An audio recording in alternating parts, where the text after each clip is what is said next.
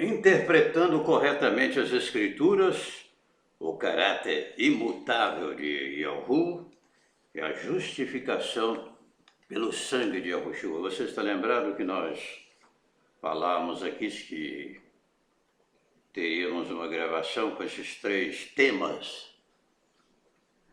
Interpretando as Escrituras corretamente, eu quero me dirigir às variadas classes religiosas e pessoas de todas as idades que interpretam as Escrituras sem a total dependência do Espírito da Verdade, o Espírito Kadosh, o Santo.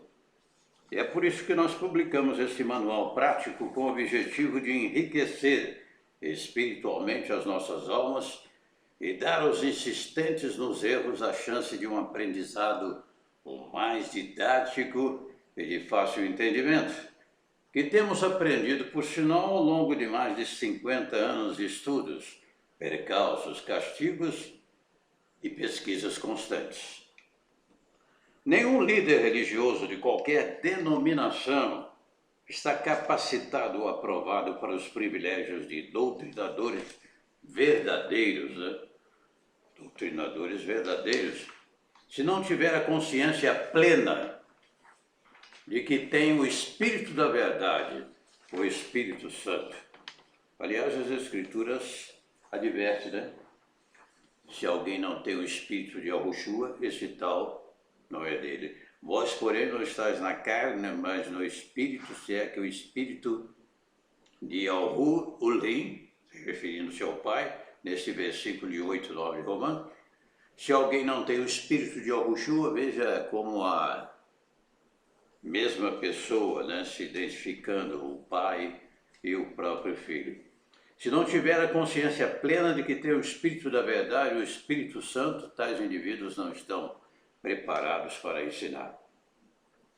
Não vamos nos deter aqui muito em nomes hebraicos, transliterações, embora tenhamos a preferência oral e escrita para os nomes.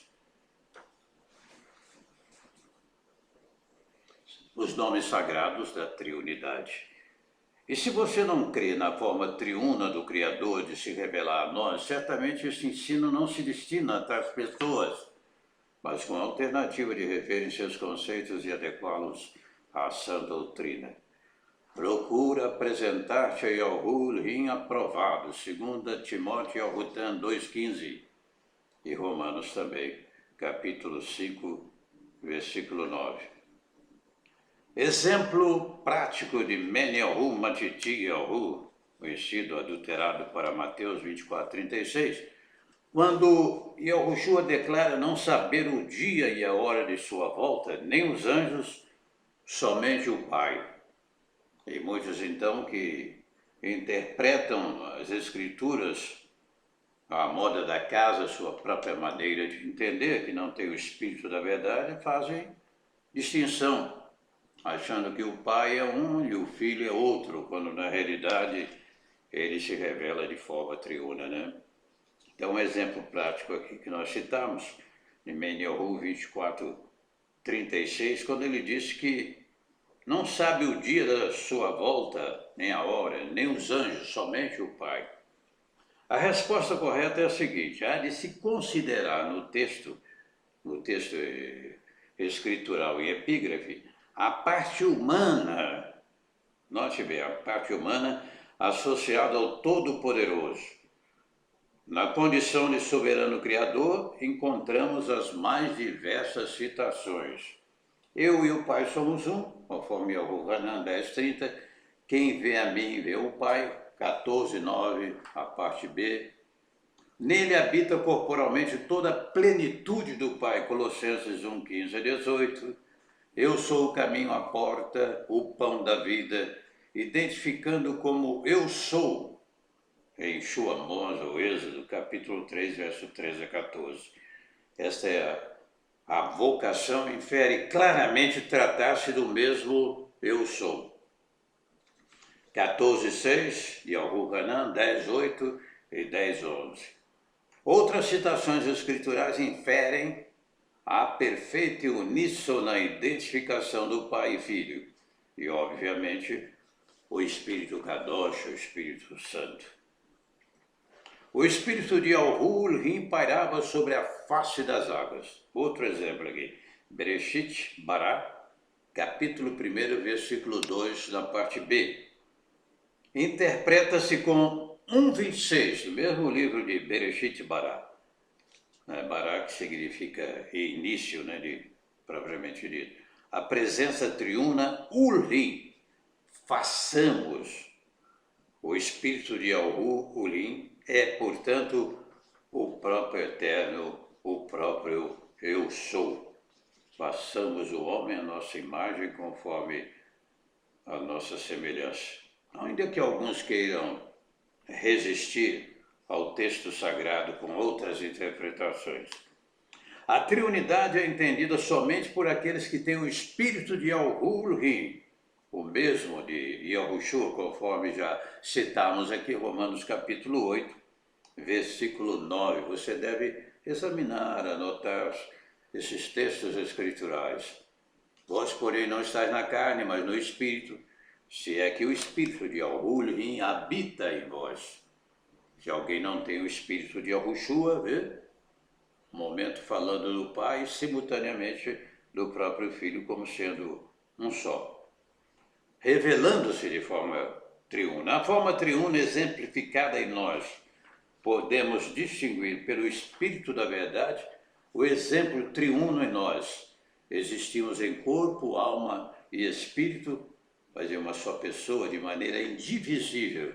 E somente o Altíssimo pode separar corpo, alma e espírito sem alterar a uniformidade existente em cada ser humano. Ivrit, adulterado para Hebreus, capítulo 4, versículo 12. Vejamos a insubstituível exigência escritural com mais uma forma de entender Molá. Sodoma e Gomorra foram destruídos pelo Altíssimo. Tamanho a sua imoralidade e depravação sexual, como os dias de hoje, o urbanismo entre homens e mulheres e tudo mais. Mas, na realidade, quando nós examinamos o texto sagrado, aprendemos que outras cidades também receberam castigo de severa pena. Compara-se o livro de Judas, conhecido como a Epístola de Judas, o versículo 7, com Bereshit, capítulo 19, que consta aqui o nome, em Bereshit 19, das cidades também que foram destruídas, Adimá e Zeboim, Aqui seria mais adequado no português, Zeboim, mas esse M aqui dá uma conotação para Zeboim também. Na mesma epístola de Judas, registra-se a presença também de Enoque, o sétimo depois de Adão, profetizando a segunda volta de Yahushua, versículos 14 e 15. Interessante que, se nós buscarmos esta profecia através de Enoque, o sétimo Adão, ali dentro do livro de Judas, da Epístola de Judas, nós não vamos encontrar. Mas apenas em Bereshit encontraremos o personagem Enoque, conforme capítulo 5, versículo 24. O Espírito de Yahushua chamou minha atenção para um grave erro praticado por determinado youtubista. Isso aqui é um fato muito grave que já, inclusive, comentamos e denunciamos. Erroneamente, ele pegou o texto lá de Yahushua, conhecido como Evangelho, de Evangelho do grego lá de Yahushua, de João, no capítulo 9, que trata da cura de um cego de nascença. E quando os discípulos interrogaram Yahushua, quem pecou, ele ou seus pais, para que nascesse cego? Referindo-se à lei e aos consequentes castigos dos pais dos filhos até a terceira e quarta geração, sucessivamente, conforme Amós, capítulo 20, versículos 5 a 6, o livro de Êxodo. Sem dar a verdadeira explicação do texto, houve comentários dizendo que tal pastor que fez esse comentário erroneamente, torcendo, né, as Escrituras, dizendo que tal pastor estava concordando com a teoria da reencarnação. O grosseiro erro fica totalmente sem fundamento bíblico por estarem os discípulos tentando reportarem-se justamente a Amós, capítulo 20, versos 5 e 6.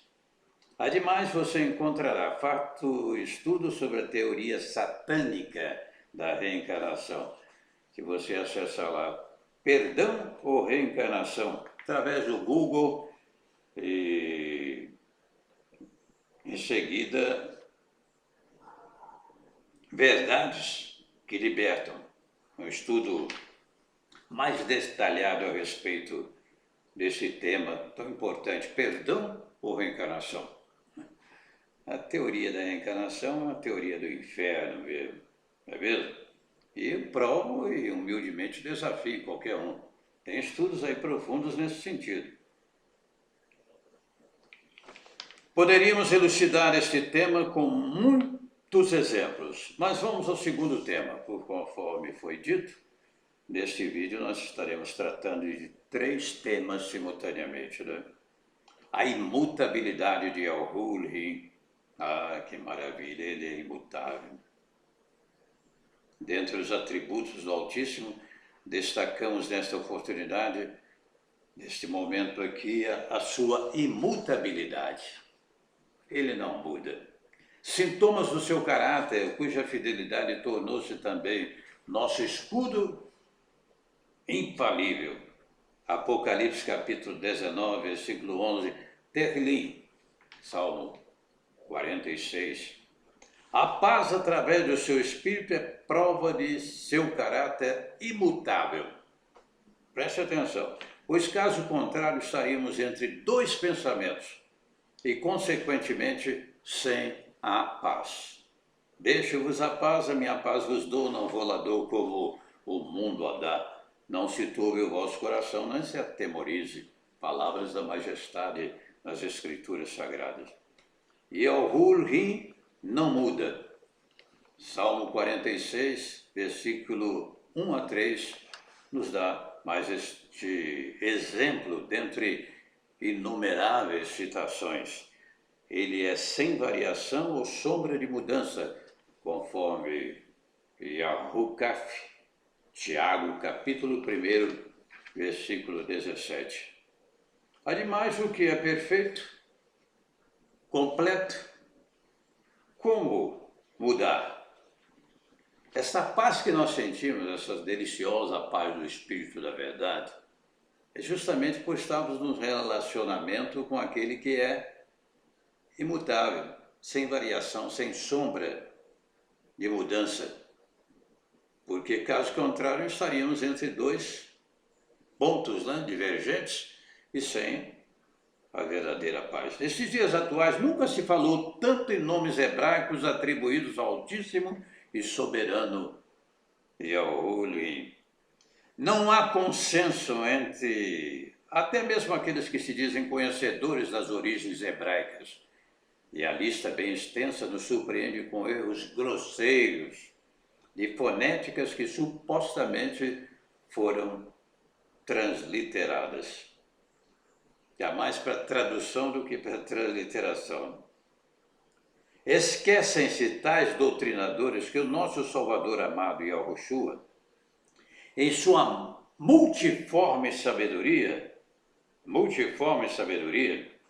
se revela a nós com vários nomes.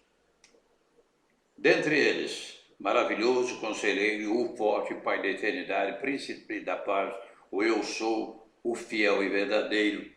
Você vai encontrar estes exemplos através do profeta Yeshua, Yahu, Isaías, capítulo 9, versículo 6, Apocalipse, Canô de Galúcio 19, 11. Dentre outros textos escriturais. É interessante, mais em destaque aqui, e vários outros títulos e qualificadores que a nenhum outro aplicar-se-iam.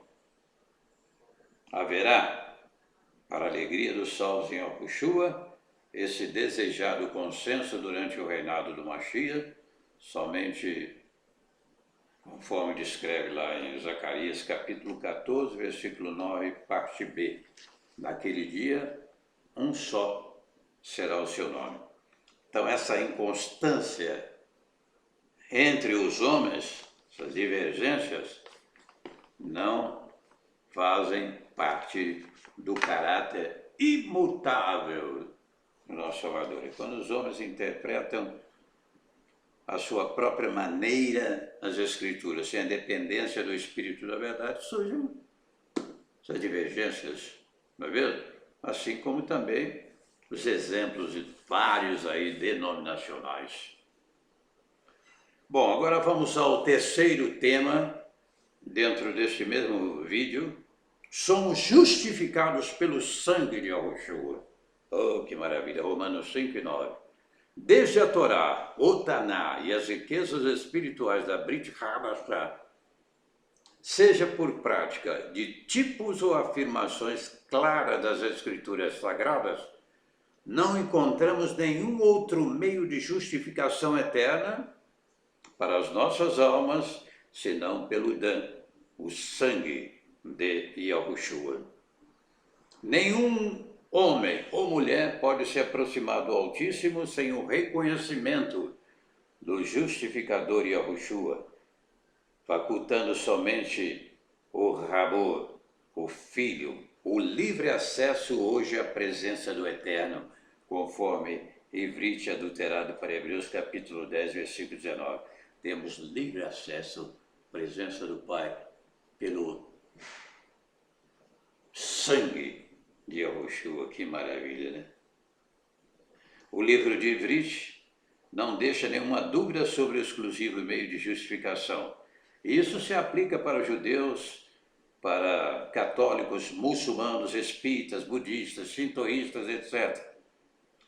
A tentativa de aproximar-se do eu sou, sem o reconhecimento do sangue justificador de Yahushua, não somente frustra qualquer intento, mas estabelece o juízo eterno de condenação ao inferno daqueles que o tentam praticar. Nossos atos de justiça próprios são considerados trapos da imundície perante o Altíssimo. Yeshua, Yahu, capítulo 64, profeta messiânico, né? Isaías 64, versículo 6. Qualquer tentativa de aproximar-se, eu fico imaginando essas pessoas que pensam poder falar diretamente com o Altíssimo sem novo nascimento, sem ter uma compreensão que o sangue é que nos dá entrada à presença do Todo-Poderoso. Se você estudar um pouco sobre tabernáculo, você vai aprender, né, que o santo lugar, o Kadosh, o Santíssimo, né, onde só o sumo intermediário entrava uma vez por ano, e mesmo dentro das exigências da purificação, foi facultado. O véu do santuário rasgou-se de cima para baixo, naquele único sacrifício em favor de todos quantos crerem em Yahushua, nosso Salvador amado. É lamentável que as pessoas tentem se justificar e se tornam lixo na presença do Altíssimo. Todo tipo de justiça própria é comparado a trapos de imundícia. Aquilo mesmo que as mulheres usavam, né? E lançavam fora o seu período menstrual.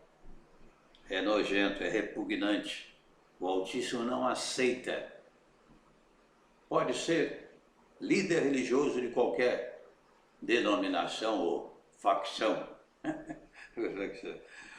Obviamente, esse estudo resumido não responde a todas as perguntas inerentes. Aqui nós fizemos um resumo, né?